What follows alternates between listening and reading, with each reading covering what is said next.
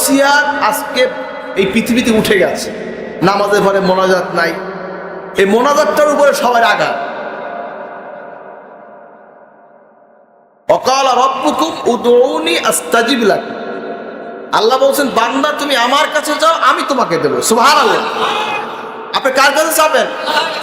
আপনাকে কি বলা হয়েছে যে পীরের কাছে চান, মায়ের কাছে চান, বাপের কাছে চান? কার কাছে যাবেন? কে কে আল্লাহর কাছে যাবেন? নারে তাকবীর। আমরা আল্লাহর কাছে চাই যে আল্লাহ তুমি আমার ছেলে দাও, আমার মাইয়া দাও, আমারে এইটা দাও, আমার এলেম দাও, আমাকে আমল দাও, আমাকে আদব দাও, আমার ইখলাস দাও। আল্লাহ সব দেবা তুমি, আমাকে রিজিক দাও, আমাকে বরকত দাও, আমাকে দীর্ঘ হায়াত দাও, আমাকে সুস্থ রাখো। কার কাছে বলি আমরা? বলেন না কার কাছে বলি?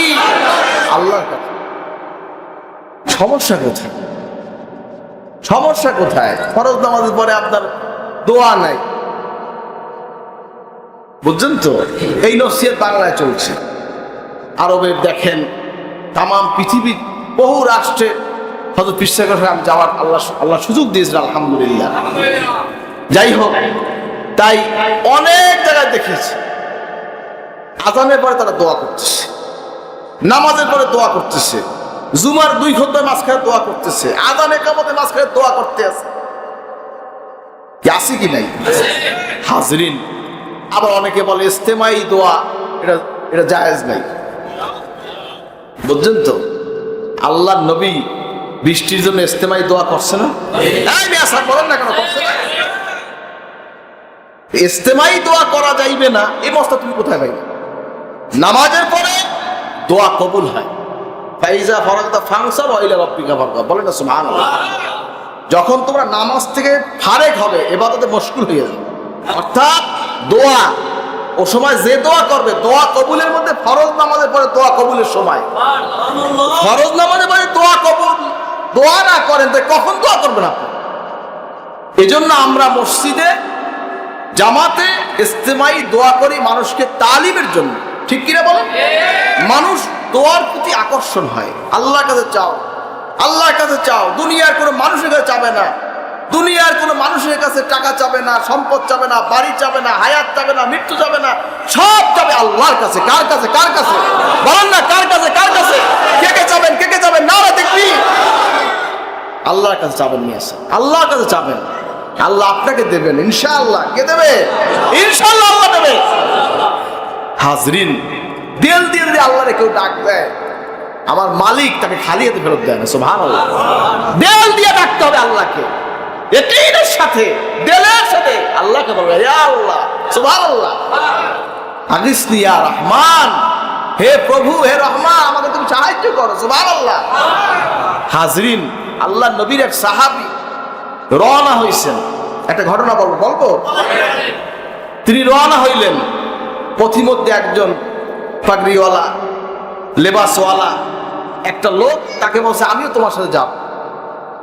সবাই রওনা হয়েছে। এখন এর মধ্যে 2 জন একসাথে, পথিমধ্যে বিশ্রামে গেছে, ঘুম দিয়ে উঠতে দেখে হ্যাঁ হাত পা সব পান। কি ব্যাপার? কার? সাহাবীর হাত পান। এখন সে বলে যে আমার হাত পা তুই পাবছো কেন? এখন সে বলে তাকে সে হত্যা করে। সে তো আর কোনো লাইন পাচ্ছেন, মেরে ফেলবে তাকে। কেন মারবা? মানে তোমার যদি মারি তাই মোহাম্মদ রাসূলুল্লাহ একটু কষ্ট পাই। জোরে কার নাউজুবিল্লাহ। আল্লাহ রসুলকে কষ্ট দেওয়ার জন্য সে ওই লোককে মারবে। জোরে কার নাউজুবিল্লাহ। আল্লাহ কি শোনে কি শোনে না? দেখেন কি দেখেন না? সুবহানাল্লাহ। ওই লোকটা কোনো দিক না পাইয়া আসমানে দিয়ে তাকাই বললো, আগিসনি ইয়া রহমান।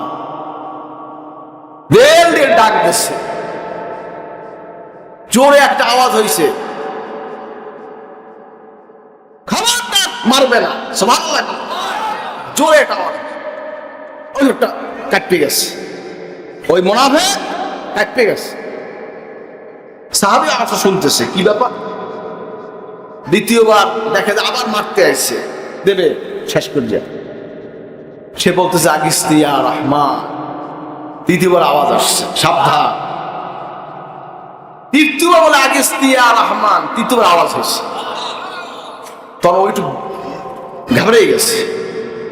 এরপরে দেখে যে একজন যুবক ছেলে ঘোড়ার পিঠে আসছে, নাইনি তরবারি দিয়ে বাস ওই মুনাফিকের কর্তার কাছে ফালাই। সুবহানাল্লাহ। এখন এরপর ওর হাতটা সব খুলে দিয়েছে, সাহাবীর হাতটা সব খুলে দিয়েছে, বলতেছে যে আপনি কে, কোত্থেকে আসছেন? তো সে বলছে আমি জিবরাইল আলাইহিস সালাম। আমি জিবরাইল। তুমি যখন ডাক দিছো আগিসনি ইয়া রহমান, আমি তখন সিদরাতুল মুনতাহা ছিলাম। আল্লাহ আমাকে বললেন যাও তাড়াতাড়ি। সুবহানাল্লাহ। ওখান থেকে আমি ডাক দিছি ওর উদ্দেশ্যে, থামো, সাবধান, ওর হাত দেবে না। সুবহানাল্লাহ। দ্বিতীয়বার যখন ডাকতেছে তখন সে প্রথম আসমান, এই আসমানের মধ্যে আছে, তখন সে আওয়াজটা তার কানে গেছে। সুবহানাল্লাহ। আবার সেখান থেকে সে ডাকতেছে। তৃতীয়বার সে এই লাস্টের যে আসমানে, পৃথিবীর লাস্টে যে আসমানটা, এইখানে এসে সে ডাকতেছে। 7টা জমি আসমান না, প্রথম আসমান, দ্বিতীয় আসমান, তৃতীয়, চতুর্থ, পঞ্চম, ষষ্ঠ, সপ্তম, এরপর সিদরাতুল মুনতাহা। সুবহানাল্লাহ। সিদরাতুল মুনতাহার উপরে যে আল্লাহ পাকে আরশে আজিম, মাকামে মাহমুদ, এবার সিদরাতুল মুনতাহা, এই বিভিন্ন আল্লাহ পাকের সৃষ্টি জগৎ। সুবহানাল্লাহ। যাই হোক, তখন সে এসে হাতটা খুলে দিচ্ছে। আল্লাহর কাছে বান্দাদের ডাক দেয় আল্লাহকে, তিনি সাহায্যকারী, তিনি হাসান, তিনি কাঁদান, তিনি হায়াত দেন, তিনি মৃত্যু দেন। ও আন্নাহু হুয়া আযহাকা ওয়া আবকা ওয়া আন্নাহু হুয়া আমাতা ওয়া আহইয়া। বলেন সুবহানাল্লাহ। তিনি হাসান, তিনি কাঁদান, তিনি হায়াত দেন, তিনি মৃত্যু দেন। সুবহানাল্লাহ। এখন আমরা ভয় কিসের? আপনাকে কেউ কান্দাইতে পারবে না, আপনাকে কেউ হাসাইতে পারবে না যদি আল্লাহ না চান। বলেন না সুবহানাল্লাহ। আপনাকে কেউ মারতে পারবে না যদি আল্লাহ না মারেন।